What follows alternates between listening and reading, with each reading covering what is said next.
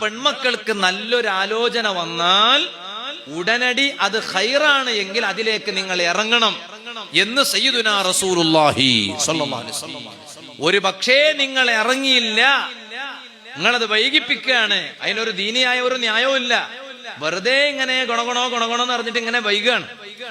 എന്നാൽ ഫിത്നത്തുൻ വഫസാദുൻ അദീം, അതിനെ തുടർന്ന് നിങ്ങളുടെ മക്കളിൽ ഫിത്ന ഉണ്ടാവും, ഫസാദ് ഉണ്ടാവും.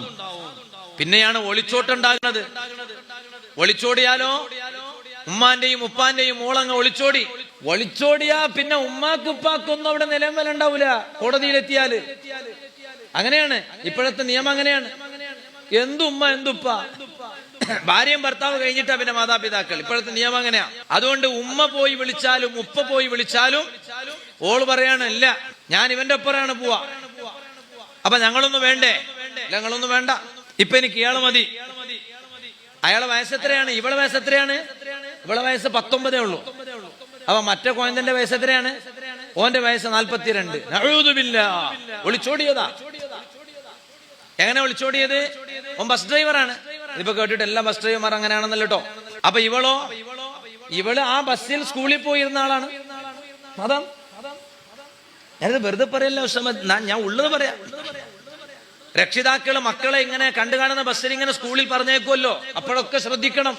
അതിനേക്കാളൊക്കെ മാന്യത ഉണ്ടായിരുന്നു സ്വന്തം ഉപ്പ മോളെ 2 വീലറിൽ ഇരുത്തിയിട്ട് സ്കൂളിൽ കൊണ്ടാക്കുക. വൈകുന്നേരം സ്കൂൾ വിടുമ്പോ, കോളേജ് വിടുമ്പോ കൂട്ടിക്കൊണ്ടുവരിക. എന്തൊരു മാന്യത അല്ലെ? ഉമ്മ പോകാറില്ലേ? പല ഷോപ്പിങ്ങിനും പല പർച്ചേസിങ്ങിനും ഒക്കെ ഉമ്മ പോകാറില്ലേ?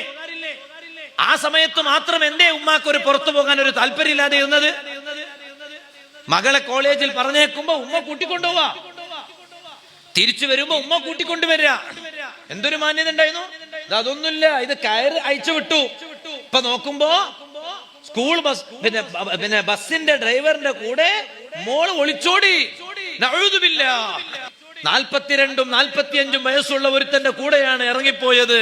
ഇപ്പൊ ഉമ്മയും ഉപ്പയും പോയിട്ട് ക്ഷണിക്കുമ്പോഴാണ് ഇവള് പറയണത്, എന്താ പറയണതറിയോ? എനിക്ക് ഓ മതി. അപ്പോഴാ കോടതി ഇടപെടുന്നത്. ഞങ്ങൾ ഉമ്മയും ഉപ്പയുമാണെന്ന് പറഞ്ഞു വരുമ്പോ നിയമം പറയാണ്, ഉമ്മയും ഉപ്പൊക്കെ വീട്ടിലാണ്, നിങ്ങൾ നടന്നോളൂ വീട്ടില്, അല്ലെ നിങ്ങൾക്കെതിരെ കേസെടുക്കേണ്ടി വരും. ഇവളുടെ ആഗ്രഹം ആരെ കൂടെയാണോ ഇറങ്ങിപ്പോവാ അവന്റെ കൂടെ പോയിക്കോട്ടെ എന്നാ പറയണം. എന്ത് ചെയ്യും ഞാനും നിങ്ങളും?